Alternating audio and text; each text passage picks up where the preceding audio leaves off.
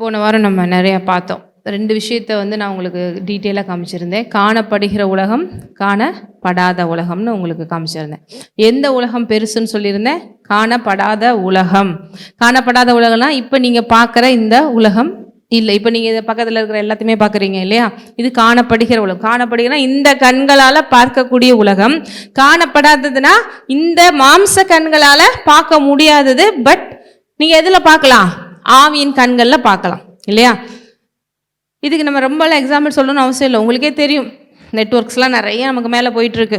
எங்கேயோ நடக்கிற போகிற இங்கே கூட லைவில் கூட பார்க்க முடியுது. அங்கே கொண்டு போகிறத கூட எங்கே காமிக்க முடியுது. ஏன் நம்ம போய் அங்கே போய் பார்க்கணுன்னு இல்லை, அங்கேருந்து அந்த வேவ்ஸ், அந்த அலைவரிசைகள் வழியாக நமக்கு இங்கே டெலிகாஸ்ட் பண்ண முடியுது இல்லையா? ஸோ இதெல்லாம் அப்படியே அங்கேருந்து அப்படியே அந்த ஃபோட்டோஸ்லாம் அப்படியே காற்றுலேயே பறந்து வரதெல்லாம் பார்க்க முடியாது. ஆனால் நெட்ஒர்க் நம்ம ஆன் பண்ணி நம்ம சுவிட்ச் ஆன் பண்ணும்போது அது உங்கள் ஃபோனுக்கு அந்த சிஸ்டமேட்டிக்காக மெக்கானிசம் வேலை செஞ்சு ரிசீவ் ஆகி நீங்கள் பார்க்க முடியுது. அதே போல் தான் நீங்கள் உங்கள் மனதை மறுரூபப்படுத்தும் பொழுது, உங்கள் ஆவியானவரோட நல்லா நீங்கள் 100% கோஆப்ரேட் பண்ணும் பொழுது இந்த காணப்படாத உலகத்தில் பார்க்கலாம். ஸோ நெட்வொர்க் தான் பிரச்சனை அப்படிங்கிற மாதிரி உங்களுடைய மைண்ட் செட்டு தான் இங்கே பிரச்சனையாக இருக்கிறது ஒழிய அது இல்லைன்னு கிடையாது. இங்கே நெட்வொர்க்கு ப்ராப்ளம். இதெல்லாம் நம்ம ஒத்துக்குறோம். ஆமாங்க, நெட்வொர்க்கு கம்மியாக இருக்குங்க, அதனால தான் சரியாக இல்லை அப்படின்னு. ஆனால் இதை சொன்னால் புரிகிறதுக்கு கஷ்டமாக இருக்குது. ஆமேன். ஸோ இங்கே என்ன பார்த்தோம்? 11ஆம் அதிகாரத்தில் விசுவாசமே எதை பற்றி தான்? இந்த அன்சீன் வேர்ல்டு சொன்ன காணப்படாத ஒன்று, அதில் வைக்கிற முழுமையான ஒரு நம்பிக்கை தான் விசுவாசமே. விசுவாசங்கிறது என்னது? பார்க்கறது மேலே நம்பிக்கை வைக்கிறது இல்லை, பார்க்காத தேவன் மேலும் பார்க்காத அவருடைய வார்த்தைகளில் இருக்கிற ஆசீர்வாதங்கள் மேலும் நீங்கள் முழு மனதோடு வைக்கிற நம்பிக்கை தான் விசுவாசம். நடந்த பிறகு ஆமாங்க நம்புறேன்னு சொல்ல தேவையே இல்லை. நடக்கிறதுக்கு முன்னால் அது இம்பாசிபிளாக இருந்தாலும், என்னால் அதை யோசிக்க முடியாதா இருந்தாலும் அவரால் செய்ய முடியும், அவர் செஞ்சிருக்காரு அப்படின்னு நம்புறது தான் விசுவாசம்.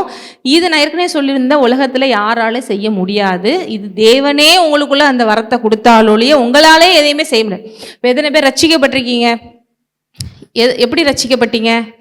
இயேசுவே ஆண்டவர், அவர் எனக்காக வந்தார், மரித்தார், உயிர்த்தார், கன்னிமரியாள் வீட்டில் பிறந்தார். இதெல்லாம் ஒரு நார்மலாக ஒரு ஆள்கிட்ட போய் சொல்லி பாருங்க, அவன் நம்புவானா? நம்பவே மாட்டான். ஃபஸ்ட்டு பாயிண்ட்லேயே அடி வாங்குற இந்த கன்னிமரியாள் வயிற்றில் இதெல்லாம் தயவுசெய்து இதெல்லாம் மெடிக்கல் படி சரியாக வராது. அவனுக்கு அந்த பாயிண்டே புரிய போகிறது கிடையாது. அங்கேயே அவனோட விசுவாசம் 0 ஆயிரும். அதனால தான் இதுக்கு அவரே நமக்கு விசுவாசத்தை கொடுக்குறார். எதுவுமே நேச்சுரலான விஷயத்துக்கு பாசிபிள் கிடையாது, சூப்பர் நேச்சுரல். ஆனால் உங்களுக்கு அது புரியும். ஏன்னா தேவனை நீங்கள் ருசி பார்த்துருப்பீங்க. அவர் பெரியவருங்கிறது ஆவியில் உங்களுக்குள்ள ஒர்க் அவுட் பண்ணுறதுனால புரிஞ்சுக்கிற முடியும். அதுக்கடுத்து அவர் வந்தார், மரித்தார், உயிர்த்தெழுதலை நம்புறதுக்கும் பெருசாக இந்த உலகத்தில் யாராலையும் முடியாது. ஏன்னா அவங்கவுங்க நம்புகிற தெய்வங்கள்லாம் அப்படியே 10 கைகளோடையும் ஆயுதங்களோடையும் 4 பேர் அப்படி மிதிக்கிற மாதிரியும் செய்கிற மாதிரியும் அப்படி வெற்றி பெறுற மாதிரியும் தான் வச்சுருக்காங்க. நம்ம தெய்வத்தை அப்படி சிலுவையில் இருக்கும் போது பட் சிலுவையோட நிறைய பேர் முடிச்சிடுறாங்க. அங்கே தான் தப்பாக போயிருக்கு. சிலுவைக்கு அடுத்து உயிர்த்தெழுதல் ஒன்று இருக்குது. பட் எல்லாத்துக்குமே அவங்க என்ன நினைக்கிறாங்கன்னா, கடவுள் எதுக்கு உங்களை கஷ்டப்படணும், அவர் நினைச்ச மேலேருந்து அப்படி மன்னிச்சிட்டு அப்படி சொல்லிடக்கூடாதா அப்படின்னு. அதுதான் சொல்கிறேன், இது எல்லாத்தையுமே புரிந்து கொள்றதுக்கு உங்களுக்கு அந்த விசுவாசங்கிற ஒன்று வேணும். அது தேவன் தான் துவக்கிறாரு, தேவன் தான் முடித்து வைக்கிறாரு. இன்னைக்கு கூட நீங்கள் டில் நவ் கிறிஸ்டியன் லைஃப் விசுவாசத்தோடு போயிட்டுருக்கீங்க, நான் போயிட்டுருக்கேன், நான் ஊழியம் செஞ்சிட்ருக்கேன்னாலே அது அவருடைய கிருபை. அதனால தான் எபேசியரில் வசனம் சொல்லுது. நான் உங்களுக்கு எடுத்து காமிக்கிறேன். அதிலே வச்சுட்டு எபேசியர் எடுத்து காமி. எங்கே சிலருக்கு எவ்வளோ சொன்னாலும் ஏற மாட்டேங்குது அப்படின்னா அது அப்படி தான். அதுக்கு ஒரு கிருபை வேணும். எப்படி ரட்சிக்கப்பட்டவங்கிறது நான் சொன்னேன் இல்லையா? 2ஆம் அதிகாரம் 8. கிருபையினாலே விசுவாசத்தை கொண்டு ரட்சிக்க. இப்போ ரட்சிக்கப்படுறதுக்கு என்ன வேணும்? அவர் விசுவாசம் கொடுக்குறாரு. ஆனால் அது எல்லாத்துக்கும் ஒன்று முக்கியமாக வேணும். அது என்ன வேணும்? பக்கத்தில் உங்கள் பசங்க இப்போ தெரியுதா நீ கிருபை பெற்றவனு? ஹல்லேலூயா. சிலருக்கெல்லாம் புரியவே மாட்டேங்குது. நாங்கள் கிருபை இல்லை, அங்கே ஏன் ரட்சிக்கப்பட முடியலன்னா இந்த விஷயம் அவங்களால புரிந்து கொள்ள முடியலை. அதுக்குன்னு ஒரு ஸ்பெஷல் கிரேஸ் வேணுங்க. இன்றைக்கி கூட நீங்கள் கிறிஸ்டியன் லைஃப் இன்றைக்கி கூட சர்ச்சு கூட நீங்கள் வந்திருக்கீங்கன்னா அது ஒரு விசுவாசம் தான். நான் போகிறேன் ஆண்டவரேன்னு. இது உலகத்தில் இருக்கணும் புரியாது. இதுக்கு கூட ஒரு கிருபை வேணும். தேவனுக்காக நீங்கள் ஒவ்வொரு நிமிஷம் வாழ்கிறதுக்கே ஒரு கிருபை வேணும். இது என்னுடைய பலத்தில் கிடையாது. அந்த கிருபை மட்டும் ஒரு நிமிஷம் இந்த மேகம் மாதிரி உங்கள்கிட்ட விட்டு கொஞ்சம் இப்படி தெளிச்சுன்னு வச்சுக்கோங்களேன், ஒரு நாள் கூட நம்ம உண்மையான கிறிஸ்துவ வாழ்க்கை வாழவே முடியாது. நம்ம உலகத்தில் இருக்கிறவங்களோட வேறு லெவலில் போயிட்டுருக்கோம். அது நமக்கே சில நேரங்கள் தெரியும், என்னடா ஒரு மாதிரி போதே வண்டி மனசெல்லாம் அப்படின்னு. அப்போ இவ்வளோ நாள் நம்ம நினச்சிட்டு இருக்கோம், நான் அப்படி பைபிள் படிக்கிறேன், நான் ஆராதிக்கிறேன், நான் அப்படி போகிறேன். இது கூட கிருபை தான். கிருபை இல்லாமல் நான் பிரசங்கம் பண்ண முடியாது, கிருபை இல்லாமல் நீங்கள் கேட்க முடியாது, நான் பிரசங்கம் பண்ணுறது ஆவியானவரோட கிருபை எல்லாம் பிரசங்கம் பண்ண முடியாது, நீங்கள் ஆவியானோட துறை இல்லாமல் புரிஞ்சுக்கிற முடியாது, அதை அப்ளை பண்ண முடியாது. எல்லாமே கிருபை தான். நிற்பதும் நிர்மூலமாகாமல் இருக்கணும் கிருபை மாத்திரம். நம்மை குறித்து அதான் இங்கே போட்டிருக்கு பாருங்க, தொடர்ந்து படிங்க. கிருபையினாலே விசுவாசத்தை கொண்டு இது இது தேவனுடைய ஹல்லேலூயா, இட்ஸ் கிஃப்ட் ஃப்ரம் காட். நீங்கள் ரட்சிக்கப்படுறதே ஒரு கிஃப்ட்டுங்க. எத்தனை பேர் அந்த கிஃப்ட்டை வாங்கிட்டீங்க தேவன்ட்டு இருந்து? ஆமென். நிறைய பேர் கிஃப்ட்டை கொடுக்க ஆண்டவர் ட்ரை பண்ணுறாரு, வாங்கிக்கோப்பா வாங்கிக்கோவேன் போ, இதெல்லாம் ஒரு கிஃப்டா அப்படி தூக்கி போடுறான். இன்னைக்கு சிலிண்டருக்கு ஓடிட்டு இருக்காங்க மனுஷங்க. அப்படித்தான் ஆகும். ஆண்டவரை பெருசாக நினைக்கலைன்னா உலகத்தை சீப்பான விஷயத்துக்கு கூட சீப்பாக அலையிற மாதிரி நாட்கள் வரப்போகிறது. இதுதான் நான் உங்களுக்கு ஆரம்பத்துலேருந்து சொல்லிட்டு இருக்கோம். இப்போ காலங்கள் ரொம்ப லிபரலாக காமிக்குது. இனி சீக்கிரமாக என்னென்னலாம் அலைந்து தேட போகிறீங்கிறது நம்மள உலக பிரகாரமாக இருக்கிறவங்க தேட போகிறாங்கங்கிறது யாருக்கு தான் வெளிச்சம்? கடவுளுக்கு தான் வெளிச்சம். இன்னைக்கு சிலிண்டரில் ஆரம்பித்தது நாளைக்கு எங்கெங்கெல்லாம் போய் முடிய போகுதுங்கிறது அது லாஸ்ட் டேஸ். இதுதான் ஒரு நாள் சாப்பாடு கூட வரும், அப்போ தான் மழை இல்லாமல் இருக்கும், பஞ்சங்கள் வரும், எல்லாமே சொல்லுது. யார் மாத்திரம்தான் பிழைக்கப்படுவோம்? கர்த்தருக்குள்ளே இருக்கிறவங்க மாத்திரம்தான். நீங்கள் நம்புகிற எல்லாமே ஒரு நாள் மறைந்து போகும்னு சொல்கிறேன்ல, அதுதான். எல்லாம் ஒரு நாள் நீங்கள் எவ்வளோ சேர்த்து வச்சாலும் என்ன பண்ணாலும் எது இருந்தாலும் பேர் நான் அவ்வளோ பெரிய ஆள் தெரியுமா, நீ யாராக இருந்தாலும் இருந்துக்கோப்பா அப்படின்ட்டு போயிடுவான். ஆண்டவருக்குள்ளே இருக்கிறவங்க மாத்திரம்தான் பிழைக்க போகிறாங்க. சீக்கிரமாக இது எல்லாருமே பார்க்க போகிறீங்க. அதனால தான் உங்களை தேவன் ட்ரெயின் பண்ணிட்டுருக்காருன்னு நான் சொல்லிட்டு இருந்தேன் போன வாரம் கூட. இந்த விசுவாசத்தை குறித்து ஏன் உங்களை கேட்க வச்சுட்ருக்காருன்னா, இந்த விசுவாசம் இல்லாமல் ஒரு அடி கூட நடத்தி வைக்க முடியாதுங்கிற நாட்கள் வரப்போகுது. இப்போயும் அப்படி தான், ஆனால் லிட்ரலாக வரப்போகுது. இன்றைக்கி கூட ஆண்டவரை தெரியாதவன் கூட வாழ்ந்துட்டு தானங்க இருக்கான், அவன் இல்லாமல் அப்படியான்னு நினைக்கிறீங்க. ஆனால் ஒரு நாள் வரப்போகுது, விசுவாசம் இருந்தால் மட்டும்தாங்க இந்த உலகத்தில் வண்டியை ஓட்ட முடியும் நாள் வரப்போகுது. அன்றைக்கி நீங்கள் தான் உலகத்துக்கு வெளிச்சமாக இருப்பீங்க. இப்படிங்க நீங்கள் மட்டும் அப்படின்பாங்க, வா இதுக்கு தான் அன்றைக்கே சொன்னேன் அப்படின்னு கொஞ்சமாவது கூட்டுட்டு வந்து இந்த ஆனால் கொஞ்சம் கஷ்டம்தான். ஏன்னா அவங்க எல்கேஜி மாதிரி தான் இருப்பாங்க, நீங்கள் எல்லாம் காலேஜ் லெவலில் இருப்பீங்கள்ல, இப்படி தானே? ஏன்னா இப்போ நீங்கள் படிச்சுக்கிட்டே இருக்கீங்க, லேர்ன் பண்ணிகிட்டே இருக்கீங்க. அப்போ உங்களுக்கு உயர்வு வருமா இல்லையா? அப்போ உங்கள் மூலம் தேவன் மகிமைப்படுவாரா இல்லையா? அதனால இந்த வருஷம் அப்படி சொல்லியிருக்காரு. ஹல்லேலூயா. ஸோ இங்கே அதனால தான் சொல்லியிருக்காரு, இது உங்களால் உண்டானதல்ல, இது தேவனுடைய. தொடர்ந்து 9 படிங்க. ஒருவரும் ரட்சிக்கப்பட்டதை குறித்து நம்ம பெருமை பாடுறது ஒன்றுமே இல்லை. நான் உலகத்திலே நல்லவனாக இருந்திருப்பேன் போல, அதான் கடவுள் என்னை தேடி வந்து ரட்சித்துட்டாரு. பக்கத்தில் பாசிலுங்க, ரொம்ப பெருமை பாராட்டாத, உன் லெவல் என்னன்னு உனக்கே தெரியும், இருந்தாலும் தெரிஞ்சுக்கோங்க 0% உன்னை குறித்து பெருமை பாராட்டுறதுக்காக தேவன் உன்னை வந்து ரட்சிக்கலை, கிருபைனால ரட்சித்திருக்கிறாரு. ஹல்லேலூயா. ஒருவரும் சொல்லிருங்க மறுபடியும், பெருமை பாராட்டாதபடிக்கு இது கிரியைகளாலே. என் மனசை பார்த்து ஆண்டவர் அப்படியே தேடி வந்துட்டாருன்னு நினைக்கிறீங்க? நான் 4 பேருக்கு ஹெல்ப் பண்ணுவேன் பார்த்தீங்களா, அதனால ஆண்டவர் வந்துட்டாருங்க. நான் ரொம்ப பொய் பேசினது, அதனால் நான் ரொம்ப உலகத்திலே ரொம்ப நீதிமானுங்க, நாளாக சிகரெட் குடிச்சது தண்ணி அடித்ததில்லை, அதனால தாங்க ஆண்டவர் வந்துட்டாரு. எதுலேயும் பெருமை பாராட்ட முடியாது, எல்லாரோட கிருபை. அதனால தான் எல்லாரும் ரட்சிக்கப்படுறதுக்கு வாய்ப்பு இருக்குன்னு சொல்ல முடியுது. அப்படி கழிச்சு கட்டினா ஒருத்தன் கூட என்ன தேவன் பார்க்குறாரு, ஒருவனும் நீதிமான் இல்லையே. பாவத்தில் சின்ன பாவம் பெரிய பாவம், ஒரு டம்ளர் பாலில் ஒரே ஒரு ரொம்ப அரிசி அளவுக்கு தாங்க விஷம், பரவாயில்ல குடிங்க என்னங்க ஆக போகுது அப்படி சொன்னீங்கன்னா குடிச்சிருவீங்களா? அவ்வளோதானா? மைக்ரோசிப்பில் பார்க்குற அளவுக்கு தான் இருக்கா, சரிங்க அப்படின்னு அந்த இது உங்கள் டம்ளர் பாலை விஷம் ஆக்கிடும். இதே போல் சின்ன பாவம் தாங்க, அப்படின்னாலும் பாவி தான், எவ்வளோ பெரிய பாவனாலும் பாவி தான். ஸோ அவருக்கு முன்னால் நான் என்னை குறித்து பெருமை பாட்டுறதுக்கு ஒன்றுமே இல்லை, எல்லாம் அவருடைய. அதான் நீ எந்த கிரியைகளும் செஞ்சதுனால தேவன் உன்னை தேடி வரலப்பா, கிருபை அப்படின்னு வசனம் சொல்லி. இது எதுக்கு அமைச்சேன்னா, இதெல்லாம் கிருபை தான். இப்போ இன்றைக்கி இது எபிரேயர் 11 இப்போ வந்துருங்க. எபிரேயர் 11 கூட நீங்கள் உட்காந்து தொடர்ந்து கேட்டுட்ருக்கீங்கன்னா, நம்மளோட சபையில் நிறைய சத்தியங்களை பற்றி பேசியிருக்கோம்.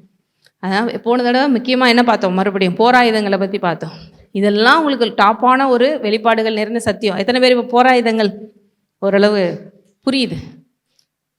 அதான் சொன்னல, பிபிஎஸ் பசங்களுக்கு சண்டே கிளாஸ் பசங்களுக்கும் புரியுது சில விஷயங்கள். அந்த லெவலுக்கு புரிஞ்சு வச்சுருக்கீங்களா, இல்லை அப்ளை பண்ணி ஜெயிக்கிற அளவுக்கு புரிஞ்சு வச்சுருக்கீங்களாங்கிறத நான் கேட்குறேன். அவங்களுக்கும் கேட்டால் புரியுது அப்படின்னு கேட்குவாங்க. இது என்ன அது என்ன அதெல்லாம் தெரியுமே அப்படின்பாங்க. பட் அவங்களுக்கு அப்ளை பண்ண தெரியாது. ஓரளவு வேணால் தெரியும். நிறைய பேர் அப்படி தான் உட்காந்துருக்கோம். அப்படின்னா அது வாட்டில் ஆயுதங்கள் இருக்கும். பிசாசு நீ எந்த ஆயுதம் போட்டா என்ன, நான் வந்து கும்முன்னு கும்மிட்டு போயிடுவேன் அப்படின்னு பண்ணுவான். அப்போ என்ன பண்ணணும்? ஆயுதத்தை எடுத்து கொள்ளுங்கள். ஆயுதத்தை இப்போ போர் நடந்துட்டுருக்கு அப்படின்னா எல்லோரும் என்ன பண்ணுறாங்க? வாரில் ஆயுதத்தை எடுத்து தான் சண்டை போடுறாங்க. ஆயுதம் இல்லாமல் சண்டை போட்டுட்ருக்காங்களா? அப்படி வடை பஜ்ஜி சாப்பிட்டுக்கிட்டேங்க அப்படி சண்டை போட்டுட்ருக்காங்கன்னா அவன் சீரியஸ் சண்டை போட்டுட்ருக்காங்க. பக்கத்தில் பார்த்து சொல்லுங்கள், போராயுதங்களை போட்டிருக்கீங்களா? எடுத்துக்கொள்ளுங்கள். Be ready. எவ்வளோ நாளுங்க எடுத்துக்கிறணும்? இது ஆவிக்குரிய மனிதனுக்கு எப்பயுமே போட்டுட்டு இருக்க வேண்டியது. ஏன்னா இந்த உலகத்திலே போராட்டம் உண்டு, தேவனே சொல்கிறார். ஆனால் நான் உலகத்தை ஜெயிச்சிட்டேன், அந்த ஜெயித்த தேவன் தான் உனக்கு சொல்லிக்கிட்டு இருக்கேன். இதெல்லாம் நீ போட்டுக்கோ, இதெல்லாம் என்னுடைய ஆயுதம் உனக்கு கொடுக்குறேன், போராடி அவனை எதிர்த்து நில்லு, அப்பொழுது அவன் உன்னை விட்டு ஓடி போவான். ஆயுதத்தை போட்டால் ஆட்டோமேட்டிக்காக எதிர்த்து நிற்கிற தைரியம் வந்துருமா இல்லையா? ஒவ்வொரு ஆயுதம் நீங்கள் வச்சிருக்கிறது வேறு லெவலு, அப்படித்தானே? சரி, காலில் என்ன போட்டிருக்கீங்க ஆயுதத்தில்? எபேசியரில் 6ஆம் அதிகாரத்தில் இருக்க, வீட்டில் படித்து பாருங்கள் அந்த ஆயுதங்களெல்லாம். சுவிசேஷம் என்னும் பாதரட்சை. சுவிசேஷம் எத்தனை பேர் சொல்கிறீங்க? பாதரட்சையெல்லாம் பயங்கரமாக போட்டிருக்கேங்க, டெய்லி ஒரு ஆள்கிட்டா போய் சுவிசேஷம் சொல்லிடுறேங்க அப்படின்னு சொல்கிறீங்களா? அந்த ஆயுதத்தில் இல்லைன்னா 0. ஆயுதம் காலில் இல்லைன்னு அர்த்தம். அது இருந்தால் சொல்லாமல் இருக்க விடாது, ஓடத்தான் செய்யும். சுவிசேஷம் சொல்கிறத பற்றி ஏற்கனவே சொல்லியிருக்கேன். அவங்களுக்கு நல்லதுக்காக மட்டும் இல்லை, ஒவ்வொரு தடவை நீங்கள் சொல்லி பாருங்கள், உங்கள் விசுவாசம் வேறு லெவலில் இருக்கும். அவர் தான் ஆண்டவர் உங்களுக்கு செய்வார்னு சொல்ல உங்களை அறியாமலே நீங்களே அறிக்கை செஞ்சிட்ருக்கீங்க. சரிங்களா? அடுத்து தலையில் என்ன போட்டிருக்கோம்? Helmet of salvation. அப்படின்னா என்ன? ரட்சிக்கப்பட்டிருக்கேங்கிற ஒரு ஹெல்மெட். போர் வீரர்கள் தலையில் ஹெல்மெட் இல்லாமல் போக முடியாது. ஹெல்மெட் மீன்ஸ் நீங்கள் 2 வீலரில் போகிற ஹெல்மெட் கிடையாது, அவங்களுடைய போர் வீரர்களுக்குன்னு ஒரு ஹெல்மெட் இருக்குது. அதே போல் என்றைக்கும் நான் ரட்சிக்கப்பட்டிருக்கேங்கிற உணர்வு எங்கே இருக்கணும்? உங்களுடைய மூளைக்குள்ளே இருக்கணும். உலகத்தில் அவனுக்கு நடக்குது, இவனுக்கு நடக்குது, அதனால் எனக்கும் நடக்கும்னு நினச்சிட்டிங்கன்னா இந்த ஹெல்மெட்டில் நீங்கள் 0 மார்க். சும்மா பேருக்குன்னு தான் அது ஹெல்மெட்டு பைபிளில் இருக்குங்க. நான் எல்லாரையும் விட மோசமாக தான் இருக்கேன். உலகத்தில் இருக்கிறவங்க கூட பரவாயில்ல, கொஞ்சம் தைரியமாக இருக்காங்க, நான் வேறு லெவலில் பயத்தில் இருக்கிறேன் அப்படின்னா இந்த ஹெல்மெட் ஆஃப் சால்வேஷன் போடலை. அவனுக்கு நடக்கலாம், எனக்கு நடக்காது, ஏனென்றால் நான் இஸ்ரவேலன். அவனுக்கு வரலாம், எனக்கு வராது, ஏனென்றால் தேவனோட பிள்ளை. ஏனென்றால் நான் ரத்தம் தெளிக்கப்பட்டிருக்கிறேன், இரத்த கோட்டைக்குள்ள இருக்கிறேன். அப்படிங்கிறதுல நீங்கள் என்னைக்கு இம்ப்ரூவ் ஆகுறீங்களோ, ஸோ அந்த ஆயுதம் அப்போ தான் என்ன ஆகுது? போடப்பட்டிருக்கு, ஆக்டிவேட் பண்ணுறீங்கன்னு அர்த்தம். எல்லாத்துக்கும் மேலே விசுவாசத்தை எங்கே பண்ணணும்? கேடகமாக பிடித்து கொள்ளணும். கேடகம் என்ன பண்ணுது? எதிர்த்து வருகிற அம்புகள்கிட்ட இருந்து அந்த வீரன் தன்னையும் காத்து கொள்ளலாம். அந்த கேடகத்தை வச்சு ஆப்போசிட்டில் வரணும் ஒரு குத்தவும் செய்யலாம். விசுவாசிக்கிறீங்களா? ஆமேன் விசுவாசிக்கிறேன் அப்படின்னு லைட் அங்கிட்டு இருந்து பிசாசு 4 விஷயத்தை இப்படி அனுப்பிட்டாலே நமக்கு அப்படியே சோர்ந்து போயிரு. என்ன பண்ணணும்? ஷீல்ட் ஆஃப் ஃபெய்த் என்ன பண்ணணும்? எல்லாமே யூஸ் பண்ணுறதுக்கு தான் கொடுத்துருக்கு. இதுக்கெல்லாம் சில நேரம் தேவன் உங்களை ப்ராக்டிஸ் பண்ணுறதுக்கு தான் சில சூழ்நிலைகளே அலோவ் பண்ணுவார். நீ எப்போ பார்த்தாலும் இந்த பால் குடிச்சிட்டு இருக்கிற பிள்ளை மாதிரி இருக்காது, எந்திரிச்சு சண்டை போட்டு ஸ்ட்ராங் ஆகு அப்படின்னு. அப்போ தான் நம்ம லெவல் என்ன நமக்கே தெரியும். நம்ம பெரிய ஆள்னு நினச்சிக்கிட்டு இருந்தோம், பயங்கர பக்திமாக நினச்சிட்டு இருந்தோம், ஒரு பிரச்சனை வரும்போதாண்டா தெரியுது நம்ம எல்கேஜியை விட மோசமாக இருக்கும் ஃபெய்த்துலன்னு. புரியுதா உங்களுக்கு? அடுத்து ஏது? சத்தியம்ங்கிற இடைக்கச்சை. அது ரொம்ப முக்கியம். சத்தியங்கிற தேவனோட வார்த்தை. எல்லா ஆயுதங்களையும் ஹோல்ட் பண்ணி வைத்து கொள்ளக்கூடிய சத்தியம்.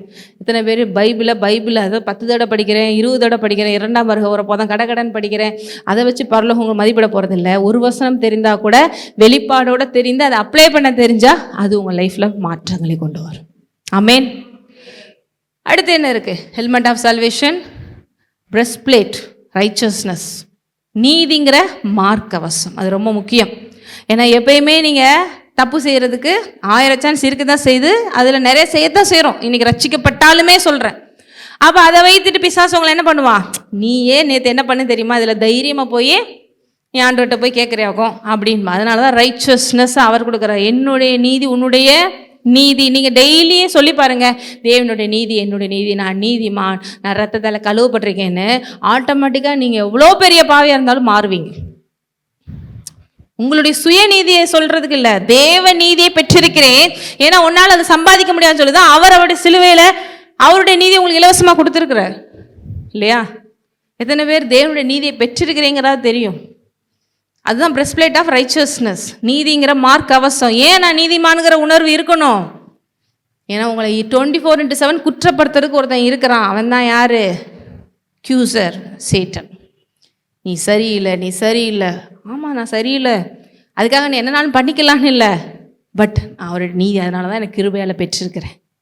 அந்த நீதி மறுபடியும் இயேசுப்பாட்ட நான் போய் மறுபடியும் தப்பு செஞ்சால் கூட மன்னிப்பு கேட்பேன். அவர் என்னை மன்னிப்பார், மறுபடியும் என்னை சுத்திகரிப்பார், மறுபடியும் அவர் நீதிக்குள்ளே நான் இருக்க முடியும்.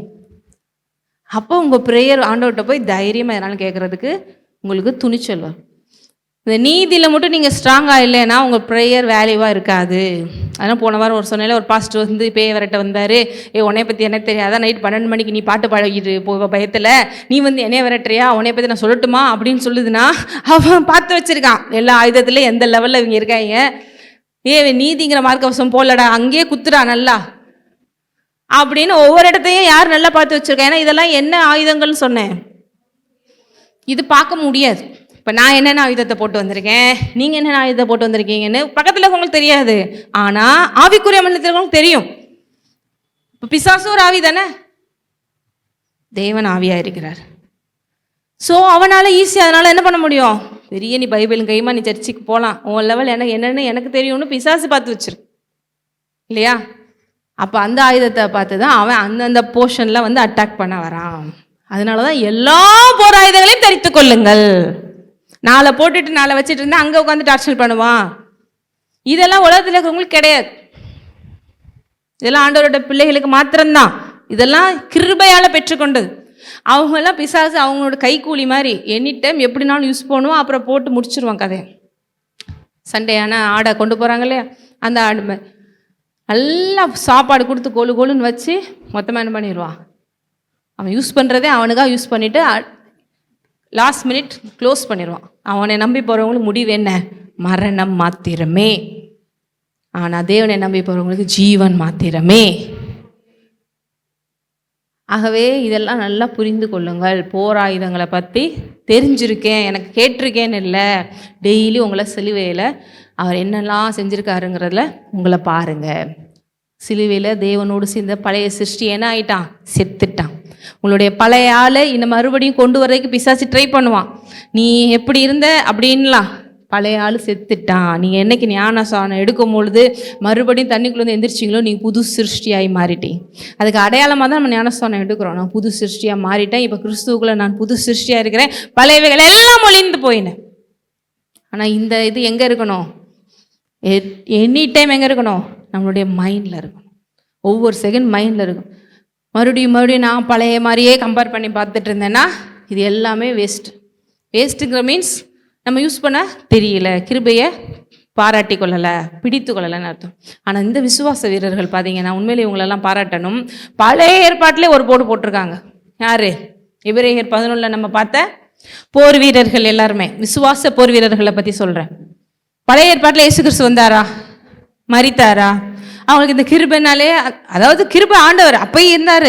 பட் இந்த அளவுக்கு நமக்கு இருக்கிற சிலாக்கியம் அவங்களுக்கு இருந்துச்சா? தேவனை பிள்ளைங்கிற அதிகாரம், அப்பான்னு கூப்பிடுறது, அவர் நாமத்தை யூஸ் பண்ணுறது, ஆவியானவர் நம்ம கூடயே இருந்து நம்மளை கைட் பண்ணுறது, அப்பயே இந்த போர்டு போட்டிருக்காங்க. அப்போ நீங்கள் செய்கிறது சாத்தியமா இல்லையா? பக்கத்தில் பார்த்து கேளுங்க. இப்போ மட்டும் இப்போ செய்கிறதுல என்ன உங்களுக்கு குறைச்சல்? எல்லாமே உங்களுக்கு பேக்கேஜாக கொடுத்துட்டாரு, நீங்கள் ஸ்டெப் எடுத்து வைக்க வேண்டியதுதான். அல்லேலூயா. யார் யாரெல்லாம் ஜெயிச்சாங்க பழைய ஏற்பாட்டில்? நம்ம எபிரேயர் 11 சொல்லியிருக்கிற கேரக்டர்ஸ்: யோசுவா, ஆபேல், நோவா, ஆப்ரஹாம், ஏனோக்கு, யோசேப்பு, சாராள், அண்ணாலாம் இதில் வரல. பட் நம்ம பார்த்தோம், அண்ணாளை பற்றியும் பார்த்தோம், மரியாளை பற்றியும் பார்த்தோம், எல்லாத்தையும் பார்த்தோம் இல்லையா? இப்போ எபிரேயர் 11 இவங்கெல்லாம் பாருங்கள் அந்த காலத்திலே இப்படிலாம் ஜெயிச்சிருக்காங்கன்னு பார்த்தோம். ஸோ அதுக்கடுத்து நம்ம யோசேப்பெல்லாம் பார்த்துட்டு மோசேக்கும் வந்துட்டு, மோசே பாருங்கள் எப்படிப்பட்டவனாக இருந்தான். அவன்லாம் அரண்மனையில் கொண்டு போய் விட்டதுக்கு ராஜா வாழ்க்கை வாழ்ந்துட்டு போயிருந்துருக்கலாம். ஆனால் இந்த உலக பிரகாரமான விஷயங்கள் எனக்கு வேண்டாம் என்று சொல்லி எகிப்தில் உள்ள பொக்கிஷத்தின் பேரிலும் கிறிஸ்துவின் நிமித்தம் வரும் நிந்தையே அதிக பாக்கியம் என்று 26 பாருங்கள், கிறிஸ்துவின் நிமித்தம் வரும் நிந்தையை அதிக பாக்கியம் என்று எண்ணினான் அப்படின்னு சொல்லி பார்த்தோம்.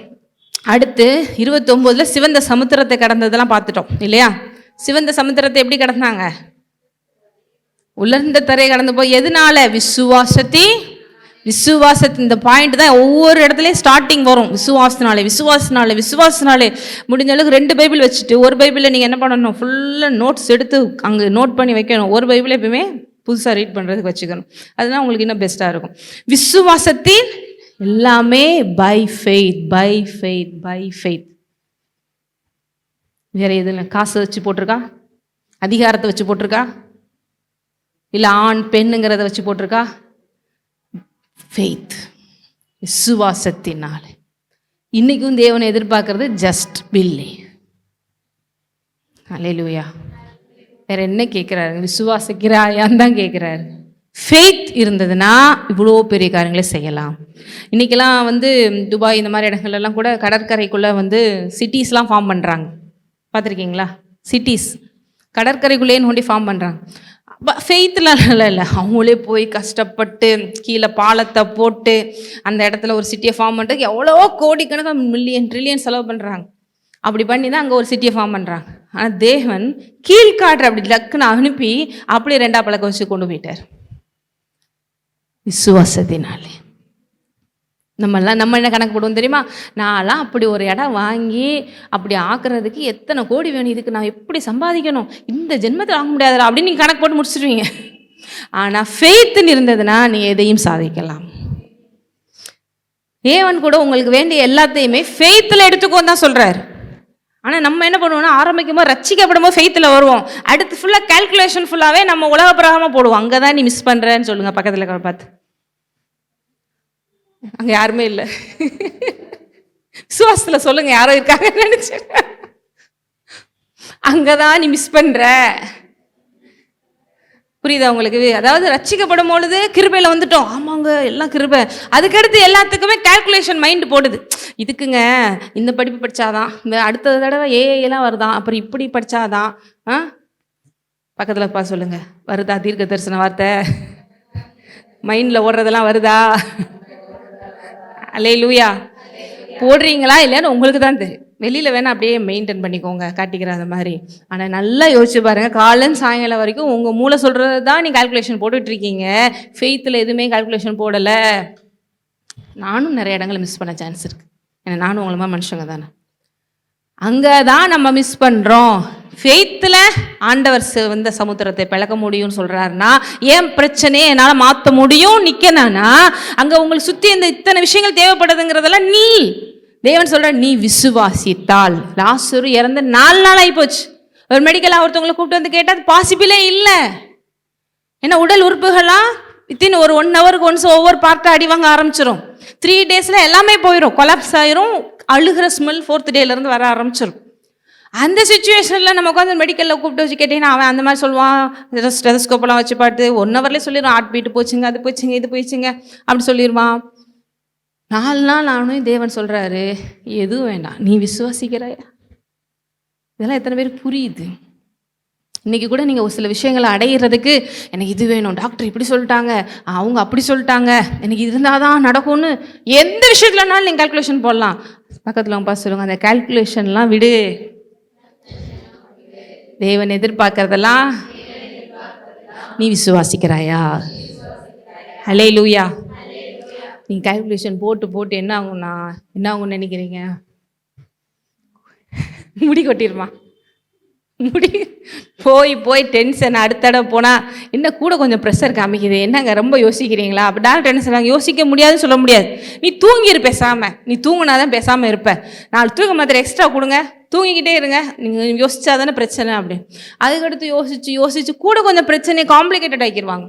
இதை செய்யலை அதை செய்யலைன்னு சொல்லிட்டு கூட கொஞ்சம் பிசாசு நல்லா சிக்கிருச்சு நமக்கு. ஏன்னா விசுவாசத்துக்கு ஆப்போசிட் பயம். ஜஸ்ட் ஆப்போசிட் என்ன விசுவாசத்துக்கு? விசுவாசம்னா அப்படியே நம்புறது, பயம்னா அது அப்படியே நம்பாமல் இருக்கும்போது வர்றது. ஸோ பயம் தான் இருக்கிறதுலே ரொம்ப மோசம். நான் தான் சொன்னேன், பாவம் செஞ்சவனையும் முத உள்ளே வந்தது என்னது? ஆதாம் தண்ணி அடிக்க ஆரம்பிச்சிட்டாங்க. பாவம் செஞ்சவனையும் ஏவாள் என்னெல்லாம் பண்ண தெரியுமா? அப்படின்லாம் போல பயந்து தேவனுடைய சமூகத்தை விட்டு விலகினார்கள். உலகத்தில் எல்லா பாவத்தையும் கூட ஈஸியாக ஆண்டவர் கொண்டு வந்து மன்னிச்சிடலாம் பாருங்க. இந்த பயப்படுறவனையும் பெருமைக்காரனையும் ரொம்ப கஷ்டம். ஏன்னா அவன் எதுக்கு பயப்படுறான்னா, இது கெட்டது நடந்துருமோ அப்படின்னா பிசாசை பெருசாக பார்க்க ஆரம்பிச்சிட்டான்னு அர்த்தம். நீங்கள் பயப்படலைன்னா தேவனை பெருசாக பார்க்க ஆரம்பிச்சிட்டிங்கன்னு அர்த்தம். ஏன்னா என்னை எதுவும் ஒன்றும் செய்ய முடியாது, ஏன்னா என் தேவன் எல்லாத்துக்கும் மேலே. பயப்படுறோன்னா யாரை பெருசாக பார்க்க ஆரம்பிச்சிட்டோம்? பிரச்சனையை கொண்டு வர பிசா. ஐயோ கண்டிப்பாக என்ன ஏதாவது பண்ணிடுவோம், ஐயோ ஏதாவது போகுது, ஐயோ ஐயோ ஐயோ ஐயோ, இதான் பயம். அது பாவம்னு ஒன்று எப்போ வந்தது? தேவனை விட்டு பிரியும் போது தான் வந்துச்சு. அவரை பார்க்காம பிசாசை பார்க்கும் போது தான் வந்துச்சு. அவர் வார்த்தை கேட்க பிசாசு வந்து கேட்ட போது தான் வந்துச்சு. ஸோ பயத்தில் இருக்கீங்கனாலே அது ஒரு ஸ்பிரிட். பயத்தை பைபிள் எப்படி தான் அட்ரஸ் பண்ணுது? பயங்கிறது ஒரு ஃபீலிங் கிடையாது, அது ஒரு ஸ்பிரிட். பக்கத்தில் பார்த்து சொல்லுங்க, பயம்னா அங்கே ஒரு ஸ்பிரிட் உனக்குள்ளே வேலை செஞ்சிட்டு இருக்கு. அது ஃபீலிங் கிடையாது. ஆனால் சைக்காலஜிக்கல் என்ன சொல்லுவாங்கன்னா ஃபோபியா அப்படின்னு சொல்லுவாங்க. இந்த ஃபோபியா அந்த ஃபோபியா, தண்ணியை பார்த்து பயந்து அது ஒரு ஃபோபியா, ஹைட்ரோஃபோபியா அதுன்னு சொல்லுவாங்க. ஆனால் அது ஒரு ஸ்பிரிட். அதான் தேவன் பயமுள்ள ஆவியை கொடாமல் பலமும் அன்பும் தெளிந்த புத்தியும் ஆவியை கொடுத்திருக்கிறார் என்ற அர்த்தம். நம்ம மைண்டுக்குள்ளே போய் அந்த ஸ்பிரிட்டை வேலை செய்ய விட்டுட்டு இருக்கோம். அதான் பிரச்சனை. அதுக்கு தான் இன்னொருத்தர் இருக்கார் உள்ள.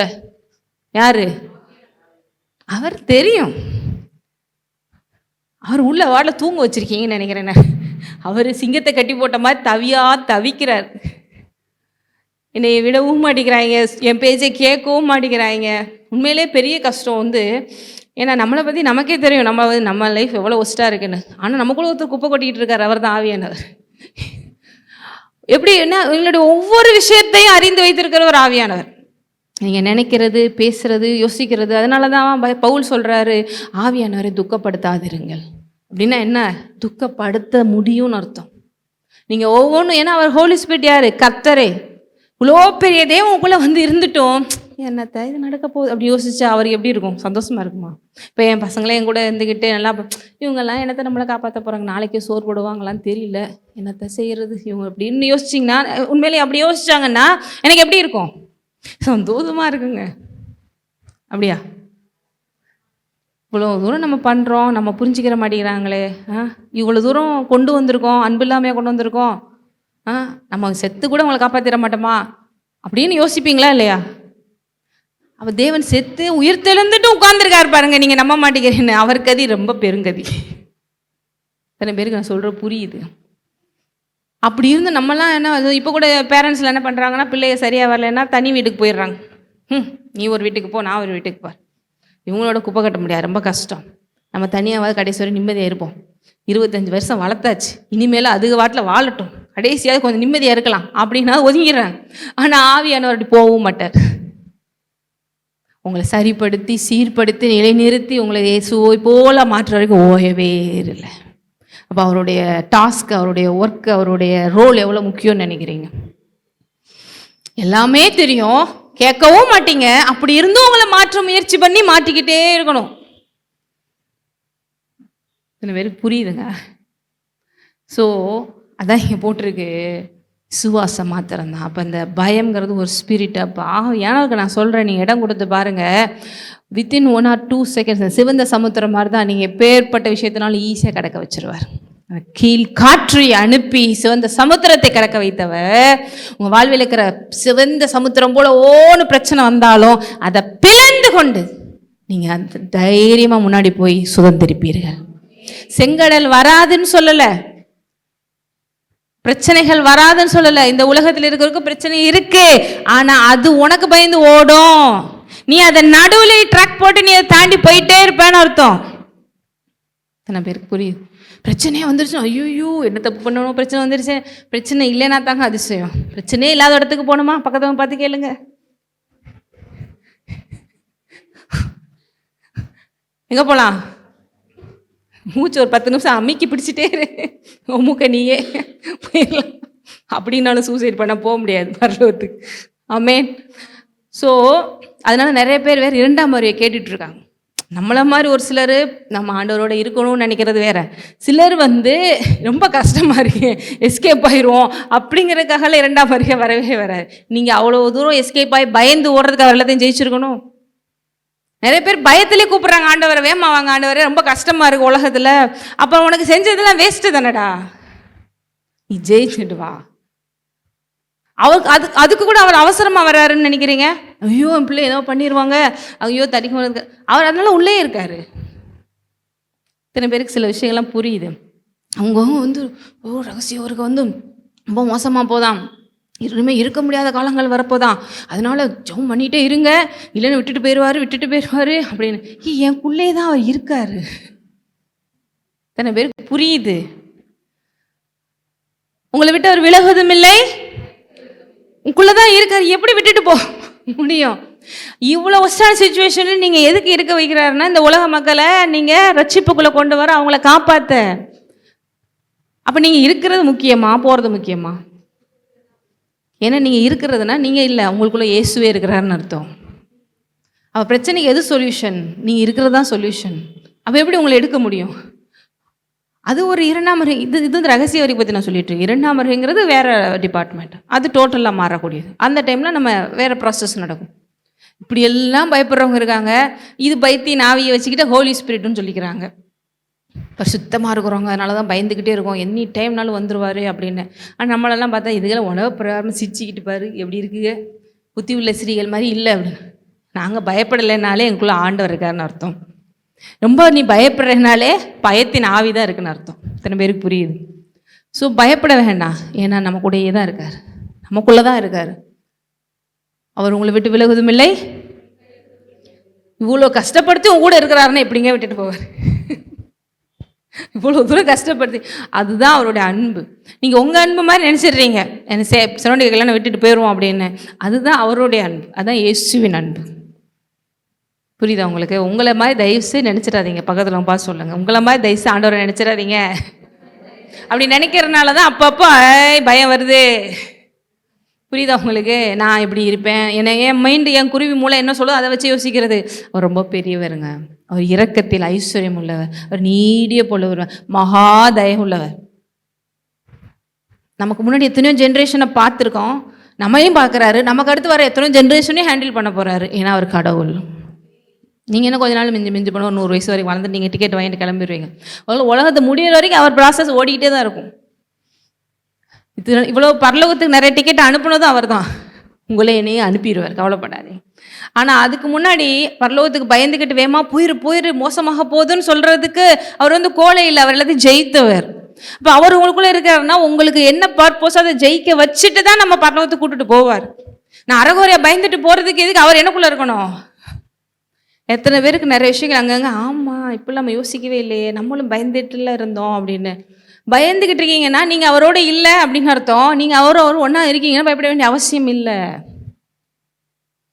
யார் தான் உங்களை பார்த்து பயப்படணும்? பிசாசு தான் பயப்படணும். ஹல்லேலூயா. அப்போ இங்கே போருங்க, அடுத்து தான் சிவந்த சமுத்திரத்தை கடந்து முக்கியமானதுக்கு வரும். இது நான் ஆக்சுவலாக போன வாரமே சொல்லணும்னு நினச்சேன், இந்த வாரம் சொல்லவும் நினச்சிக்கிறேன். 30 படிங்க. சுவாசத்தினாலே எரிகோ பட்டணத்தின் மதில்கள்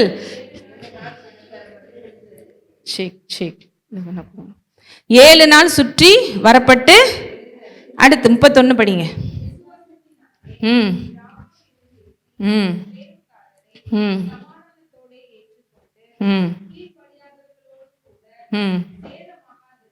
சரி, ராகாப்பை பற்றி எத்தனை பேருக்கு தெரியும்? ராகாப் அவ யாருன்னு போய் பைபிளில் போட்டிருக்கு. நம்மெல்லாம் எத்தனை பேர் வந்து தேவ ஆவியானவருக்கு இந்த மாதிரி வேர்ட்ஸ் எல்லாம் எதுக்கு இவங்களெல்லாம் போய் எழுதி வச்சுட்டு பரிசுத்த வேதாகமம் பேசியெல்லாம் போய் ரோல் பண்ணி முக்கியமான ஆளை போய் எழுதி வைப்பாங்களா?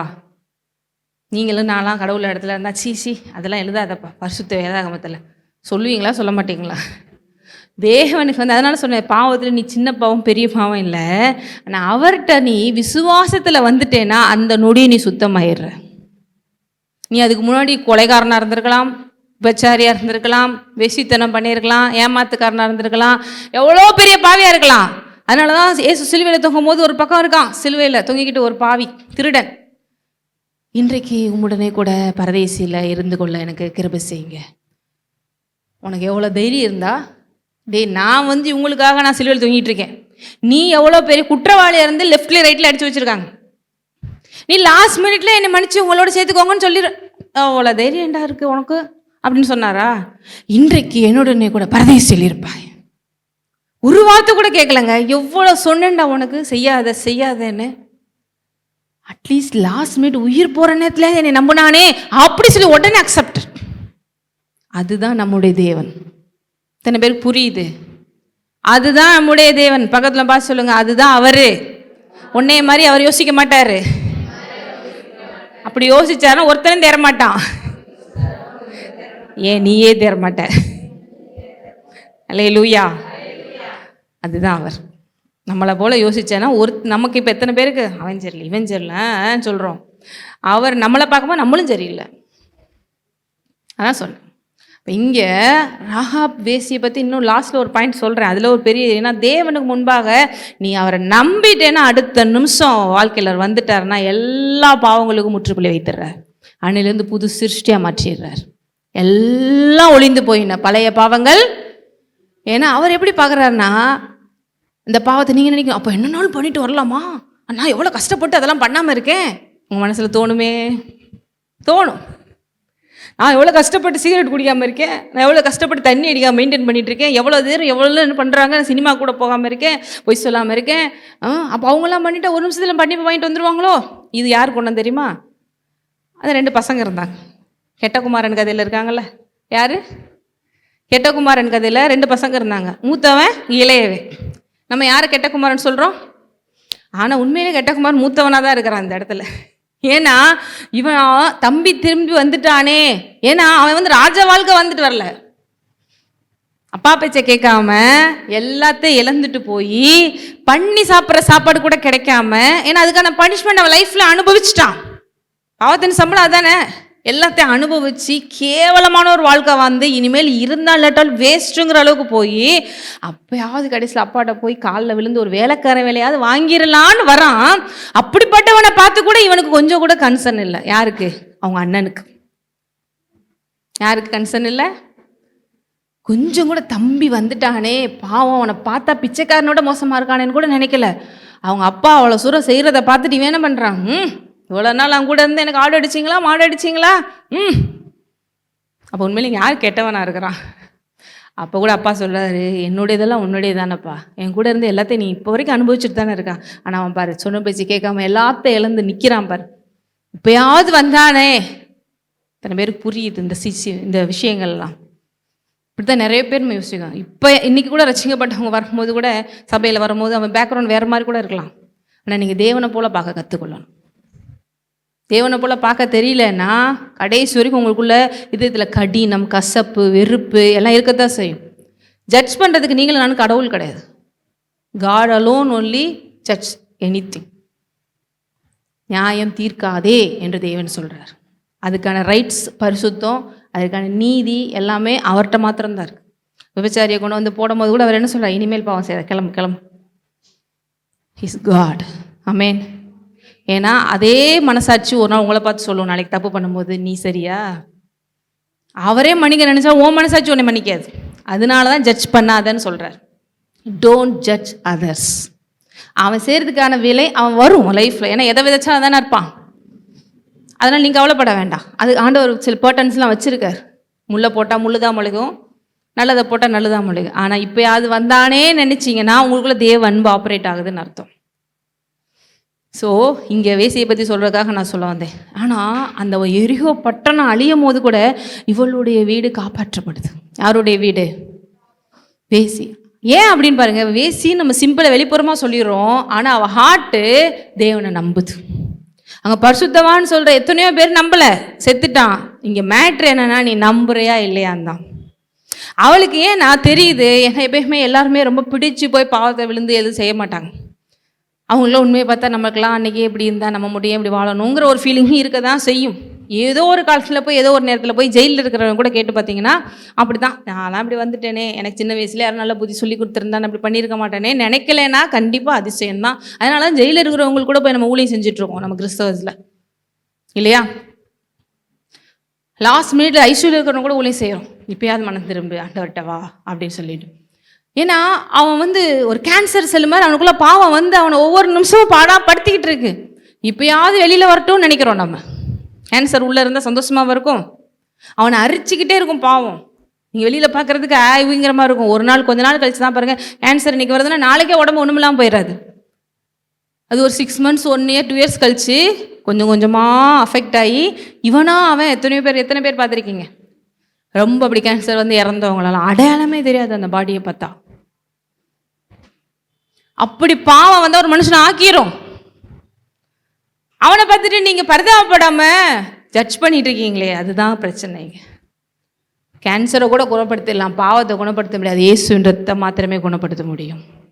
அதனால தான் அவன் பண்ணுற சில நம்ம டார்ச்செலாம் இருக்குது, எரிச்சலாக இருக்குது, இருந்தாலும் தேவ அன்பு நமக்குள்ளே இருக்கிறனால மன்னிக்கிறோம், விட்டு கொடுக்குறோம், அவன் மாறணும்னு ஜெபிக்கிறோம். இன்றைக்கி கூட அமெரிக்காவுக்காகவும் ஜெபிக்கிறோம், இஸ்ரேலுக்காகவும் ஜெபிக்கிறோம், ஈரானுக்காகவும் ஜெபிக்கிறோம். ஏன்னா எல்லாருமே தேவனுக்கு வேணும். ஏன்னா எல்லா மனுஷங்களும் தேவனை உருவாக்கப்பட்டவங்க, எல்லாருக்காகவும் ரத்தம் சிந்தி இருக்கிறார். சில பேருக்கு புரியுது. இப்போ இங்கே இந்த வேசியை பற்றி சொல்கிறதுக்காக சொன்னேன். இந்த எரிகோ கோட்டையும் இவ கதையும் ரொம்ப அட்டாச்சு. ஏன் அப்படி சொல்லுங்கள்? எரிகோ கோட்டைக்கும் ராகாப் வேசிக்கும் ஒரு அட்டாச்மெண்ட் இருக்குது. எரிகோ கோட்டை மேலே தான் அவருடைய வீடு இருந்துச்சு. எரிகோ கோட்டைங்கிறது நம்ம ஏதோ மதில் சுவர் இப்படி சிங்கிள் செங்கல்ல கட்டியிருப்பாங்கன்னு இல்லை, அங்கே குதிரையை வச்சே ரேஸ் விடுவாங்களாம் அந்த கோட்டை சுவத்து மேலே. அப்படின்னா ஒரு 30 அடி 40 அடி 50 அடியில் இருந்திருக்கும் கோட்டை சுவர் சைஸே. அது மேலே ரேஸ் விடுவாங்களாம், குதிரை பந்தயம்லாம் நடத்துவாங்களாம். அதில் இவளுடைய இந்த வேலைக்காக ஏன்னா ஊரோட ஒதுக்கி வச்சுருவாங்களா அவங்கள மேலாம், அதனால் அவள் வாட்டில் இருக்கிறா. சிலர் தெரிஞ்சு வந்திருப்பாங்க, சிலர் தெரியாமே அந்த தவறுக்கு வந்திருப்பாங்க, தெரியாமல் கூட இருந்திருக்கும். பட் அவ செய்கிறது என்னென்னா, வேவு பார்க்க வர்றாங்க. இது எங்கே இருக்குன்னா யோசுவா 2ஆம் அதிகாரம் எடுத்துக்கோங்க. இது டீட்டெயிலாக யோசுவாவில் தான் இருக்குது. அங்கே பார்த்தீங்கன்னா நூனின் குமாரனா யோசுவா சித்திமிலிருந்து வேவுக்காரராகிய 2 மனுஷரை ரகசியமாக வேவு பார்க்கும்படி அனுப்பி, நீங்கள் போய் தேசத்தையும் எரிகோவையும் பார்த்து வாருங்கள் என்றான். அவர்கள் போய் ராகாப் என்னும் பெயர் கொண்ட வேசியின் வீட்டுக்குள் பிரவேசித்து அங்கே தங்கினார்கள். யோசுவா 2 பைபிள் இல்லையா? இருந்தேன்னா பக்கத்தில் பாருங்கள். யோசுவா 2 கண்டுபிடிச்சிட்டிங்களா? அங்கே போய் தான் இந்த வேவுக்காரர்களை யார் அனுப்புகிறா? யோசுவா. மோசேக்கு அடுத்த லீடர் யார் இஸ்ரேல் மக்களை லீட் பண்ணுறதுக்கு? ஸோ யோசுவா வந்து இப்போ அவங்க செங்கடலாம் கடந்து போகும்போது அடுத்து எரிகோ கோட்டை தடையாக இருக்குது கானானை சுதந்திரிக்கிறதுக்கு. இப்போ இந்த எரிகோ கோட்டையை தாண்டி போகணும். ஆனால் பயங்கர மதில் சுவர் உள்ள ஒரு சிட்டியாக இருக்குது இந்த எரிகோ பட்டணம். ஸோ வேவு பார்க்க அனுப்புனா. உள்ளே போய் எப்படிப்பட்ட ஜனங்கள், எப்படி இன்ஃப்ராஸ்ட்ரக்சர்ஸ்லாம் இருக்குது, என்ன ஏதுன்னு பார்த்துட்டு வான்னு 2 பேரை அனுப்புகிறான். வேவு பார்க்கறதுக்கு ரகசியமாக அனுப்புகிறான். அவங்க போய் யார் தான் அவங்களுக்கு 2 பேருக்கு அடைக்கலம் கொடுக்குறா? இந்த ராகாப் வேசி தான் பாருங்கள். ஏன்னா எப்பயுமே நீங்களும் நானும் யாரையும் நம்பி உள்ளே சேர்க்க முடியாது. இப்போ திடீர்னு ஒருத்தன் பாகிஸ்தான்காரன் வரான்னா பரவாயில்ல வாங்க எங்கள் வீட்டில் தங்கிக்கோங்கன்னு சொல்லிடுவீங்களா? ஏன்னா நம்ம நாடு வேறு, அவங்க நாடு வேறு. அவ மாதிரி இவ வந்து எரிகோக்கு சொந்தமானவள். ஆனால் இஸ்ரேலுக்குற இருக்கிற ஏன் அலோவ் பண்ணுறான் அப்படின்னா பாருங்க 10 இல்லை 8. அந்த மனுஷர் படுத்துக்கொள்ளும் முன்னே அவள் வீட்டின் மேல் அவர்களிடத்தில் ஏறி போய், கர்த்தர் உங்களுக்கு தேசத்தை ஒப்பு கொடுத்தார் என்றும் உங்களை பற்றி எங்களுக்கு திகில் பிடித்திருக்கிறது என்றும் உங்களை குறித்து தேசத்து குடிகள் எல்லாம் சோர்ந்து போனார்கள் என்றும். இவ ஒரு பார்க்குறா, எங்கே போனாலும் இந்த இஸ்ரவேல் தேவன், இந்த எல்ஷடாய் தேவன், யெகோவா தேவன் போனால் ஜெயம் வந்துடும். ஆக்சுவலாக உண்மையில் என்னன்னாங்க, எங்கள் ஊருக்காரங்களே பயந்துட்டு தான் இருக்காங்க. ஏன்னா உங்கள் கடவுள் பெரியவர், எங்கே போனாலும் நீங்கள் ஜெயிச்சிருவீங்க. உள்ளுக்குள்ளெல்லாம் பயம். அப்போ இவளுக்கு தெரிஞ்சிருச்சு, அப்போ உண்மையிலே பெரிய கடவுள் யார்? இவர் தான். அதனால தான் பாருங்கள், நீங்கள் எகிப்திலிருந்து புறப்பட்ட போது கர்த்தர் உங்களுக்கு முன்பாக சிவந்த சமுத்திரத்தின் தண்ணீரை வற்றி போக பண்ணினதையும், நீங்கள் யோர்தானுக்கு அப்புறத்தில் சங்காரம் பண்ணின எமோரியர் 2 ராஜாக்களை சீகோனுக்கும் ஓகும் செய்ததையும் கேள்விப்படுறது கூட நல்லது. இவ்வளோ பெரிய பைபிளை வச்சுட்டு கூட நமக்கு தெரியாமல் இருக்க கதை, ஆனால் கேள்விப்பட்டு இவ்வளோ தெரிஞ்சு வச்சுருக்கான். நல்லதால கேள்விப்படுறோம். அடுத்து கேள்விப்பட்ட போது எங்கள் இருதயம் பயம். இவ்வளோ பெரிய தேவனா, கடலே பிளந்து அவங்க மக்களை கூட்டிட்டு வர்றாரா, ராஜாக்களெல்லாம் முறியடிக்கிறாரா. அப்போ அவங்களுக்கு தெரிஞ்சிருச்சு நம்ம எல்லைக்குள்ளே வந்துட்டாங்க, கண்டிப்பாக நம்ம புத்திசாலித்தனம் என்ன, ஜெயிக்கிறவங்களோட சேர்ந்துக்கிறது. உண்மையான தேவனா இவ்வளோ நேரம் தெரியாமல் வாழ்ந்துட்டோம். எத்தனை பேருக்கு புரியுது? உங்களாலே எல்லாருடைய தைரியம் அற்று போயிற்று. உங்கள் தேவனாகிய கர்த்தரே உயர வானத்திலும் கீழே பூமியிலும் தேவனானவர். இது புறஜாதி ஆள் சொல்லிட்டு இருக்கா. எங்களுக்கு கேள்விப்பட்டதே இவ்வளவு தெரிஞ்சு வச்சிருக்காங்க. இன்னைக்கு கிறிஸ்தவத்துக்குள்ள ஆண்டவரை நம்புறதை விட வெளிப்புறமா கேள்விப்பட்டவங்க கூட புதுசா நம்பிடுறான். இப்படியாங்க உங்க கடவுள் இப்படியாங்க அப்படின்னு. ஏன்னா அவனுக்கு ஒண்ணுமே தெரியாது பாருங்க, தெரிஞ்சவன் நம்புறான். இங்க எல்லாம் பைபிள் வச்சிருக்கு, கலர் கலரா வீட்டுல வச்சிருக்கு. ஆனால் நம்புறீங்களா? நம்புறங்க, பார்ப்போங்க. நானும் இத்தனை ஜென்ரேஷனாக கிறிஸ்தவனாக இருக்கிறேங்க, ஞானசாரம் எடுத்து இவ்வளோ நாளாச்சுங்க அப்படின்றோம். பாருங்க, உங்கள் தேவனாகிய கர்த்தரே உயரே கீழே பூமியிலும். ஹல்லேலூயா. யார் சொல்றா? இந்த ராகாப் வேசி சொல்றா. இதுதான் நம்பிக்கை, இதுதான் அறிவு. சங்காரம் இல்லாமல் அறிந்து போகிறாங்கல்ல, ராஜா நம்பல, ராஜ்யத்தின் குடிமக்கள் யாருமே நம்பல, ஆனால் இவளுக்கு அந்த அறிவு. இது ஒரு எனக்கு கிருபை தான். நான் சொன்னல, இந்த கிருபை எல்லாமே யாரும் அறிஞ்சுக்கிறான், ஆனால் எல்லாருக்கும் கொடுக்குறாரு கிருபை. அவங்க வீணடிக்கிறாங்க, இவ பிடிச்சுக்கிறான். இப்பொழுதும் நான் உங்களுக்கு தயவு செய்தபடியினாலே நீங்களும் என் தகப்பன் குடும்பத்துக்கு தயவு செய்வோம் என்று கர்த்தர் பேரில் எனக்கு ஆணையிட்டு, நீங்கள் என் தகப்பனையும் தாயையும் சகோதரரையும் சகோதரிகளும் அவர்களுக்கு உண்டான எல்லாவற்றையும் உயிரோடு வைத்து எங்கள் ஜீவனை சாவுக்குத்த போய்க்கும்படி எனக்கு நிச்சயமான அடையாளத்தை கொடுக்க வேண்டும் சொல்கிறேன். அப்போ கயிறெல்லாம் கட்டி, இந்த விஷயம்லாம் உங்களுக்கு தெரியும் இல்லையா? சரி, நான் கண்டிப்பாக உங்களை பாதுகாக்கிறோம். உனக்கு எவ்வளோ நம்பிக்கைமா, வேவுக்காரன் கூட நினச்சிருப்பான், டே நாங்கள் கூட இந்த அளவுக்கு நம்பலடா, பயங்கரமாக தெரிஞ்சு வச்சுருக்கீங்க அப்படி சொல்லிட்டு, கண்டிப்பாக வரப்போகிறோம், பிடிக்க போகிறோம், உன் வீடு மட்டும் காப்பாற்றப்படும், எங்களை இப்போ காப்பாற்றி மட்டும் விடு. அதே போல் இவர் ரகசியமாக உள்ளே வச்சு அவங்கெல்லாம் போன பிறகு கரெக்டாக இவங்க 2 பேரும் எஸ்கேப் ஆகி அனுப்பிச்சி விட்றா. இவங்க ஒரு கயிறு வழி அப்படியே இறங்கிடுறாங்க.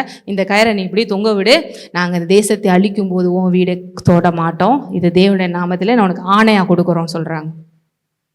இதே மாதிரி தான் அடுத்து பாருங்கள், யோசுவாவில் 6:1. இப்போ அந்த இன்சிடென்ட்டு முதல்ல நடந்து முடிஞ்சிருச்சு, வேவு பார்த்துட்டாங்க. இப்போ பாருங்கள், எரிகோ இஸ்ரவேல் புத்திரருக்கு முன்பாக அடைக்க. இப்போ யாராவது ஒருத்தவங்க உள்ள சண்டைக்கு வராங்கன்னா ஓப்பன் பண்ணி, டோரெல்லாம் ஓப்பன் பண்ணி வாங்க சண்டைக்குன்னு சொல்லுவாங்களா? இந்தியா கேட்லாம் போட்டிருக்காங்கன்னா மூடி வச்சுருவாங்க. அதுக்கு தாங்க சோல்ஜர்ஸை நிப்பாட்டி வச்சுருப்பாங்க. எல்லாம் அடைச்சிட்டு வந்துட்டாங்கடா, பூட்டி வைங்க நல்லா அப்படின்னு சொல்லிட்டு கோட்டை சுவர் வேற ஸ்ட்ராங்காக இருக்குது. அப்போ பாருங்க, ஒருவரும் வெளியே போகவும் இல்லை, ஒருவரும் உள்ளே. இந்த சிச்சுவேஷன் எல்லாமே அடைக்கப்பட்டிருக்கு, ஒரு மாற்றம் இல்லை. ஆண்டவர் என்ன பண்ண சொல்லிட்டாரு, எரிகோ போய் சுதந்திரிக்கலாம், அதுக்கடுத்து தான் காணான போக முடியும். இந்த சுச்சுவேஷனில் நம்ம என்ன பண்ணுவோம், சரி அடைக்கப்பட்டிருக்கா அப்படின்னு. ஆனால் கர்த்தர் யோசுவா பார்த்து என்ன சொல்கிறாரு பாருங்க, இதோ எரிகோவையும் அந்த ராஜாவையும் யுத்த வீரர் உன் கையில் ஒப்பு.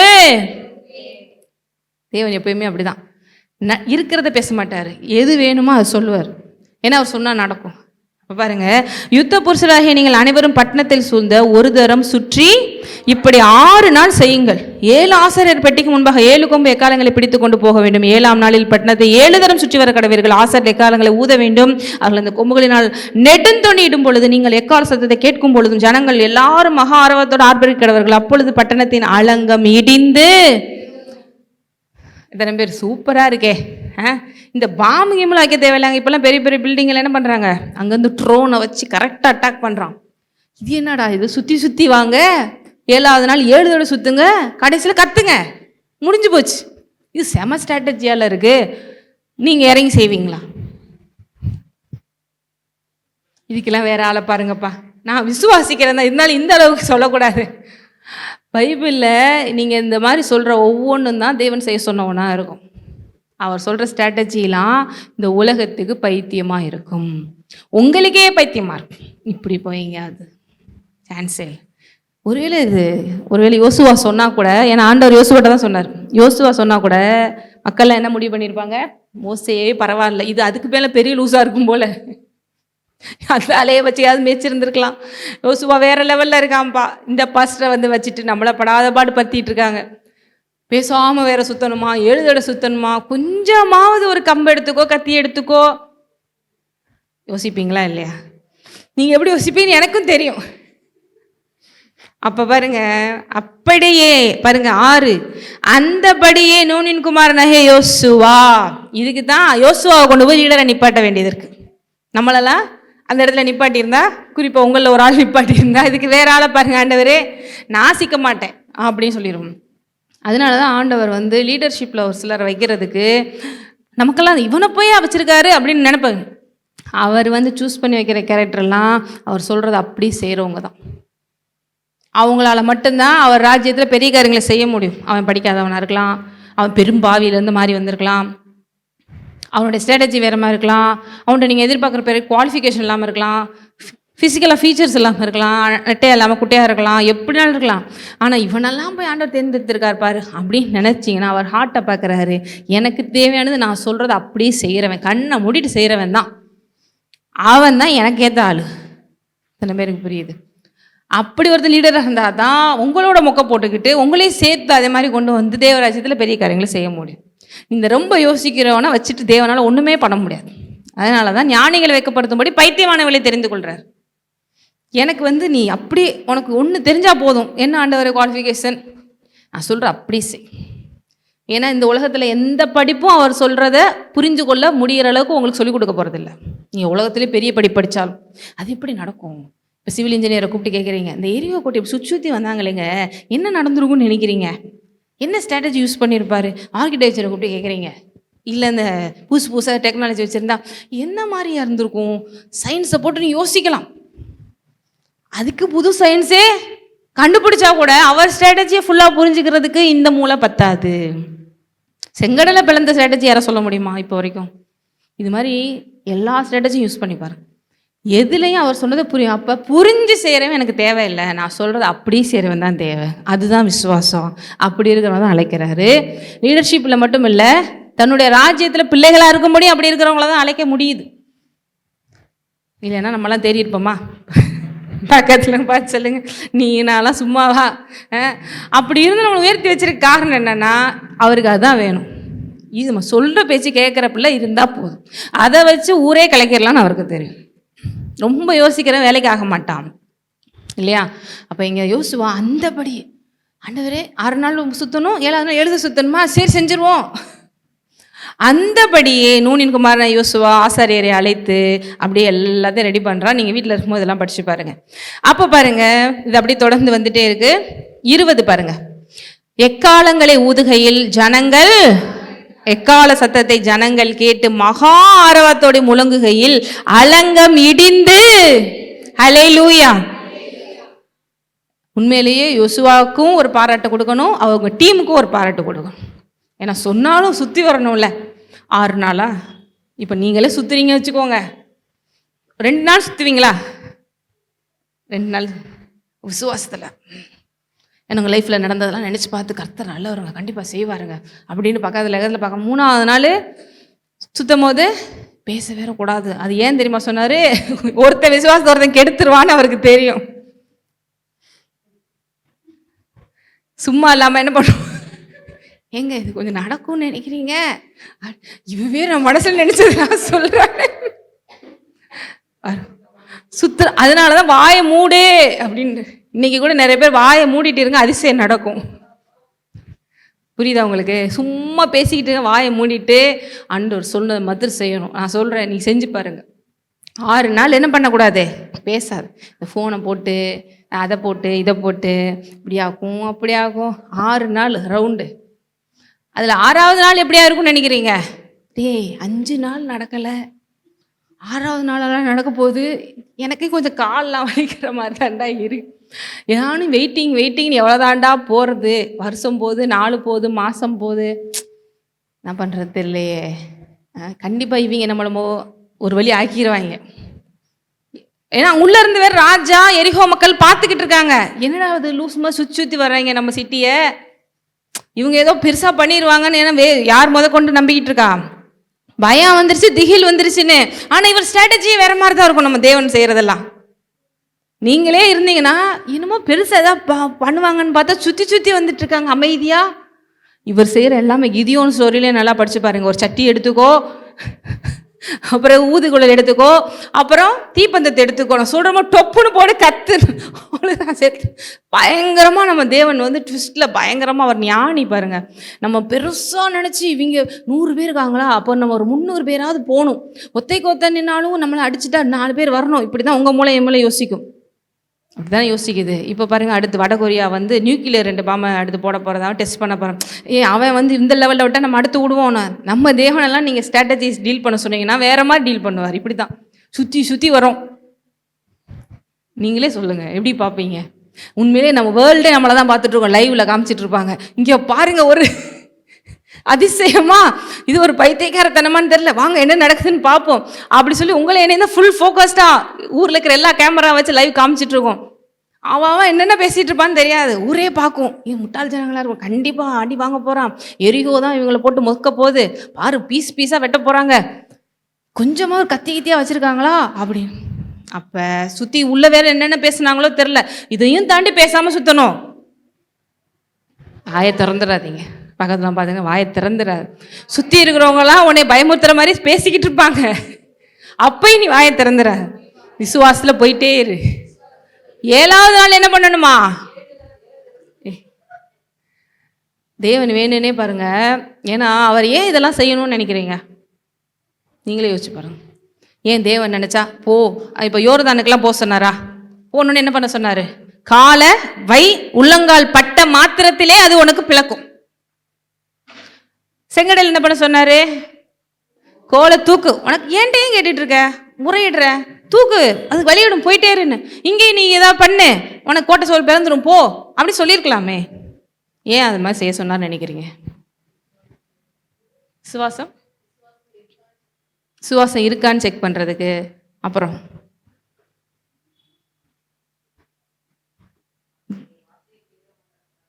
வார்த்தை கேட்டு நடக்கிறாங்க, கீழ்படுறாங்களா அப்படின்னு.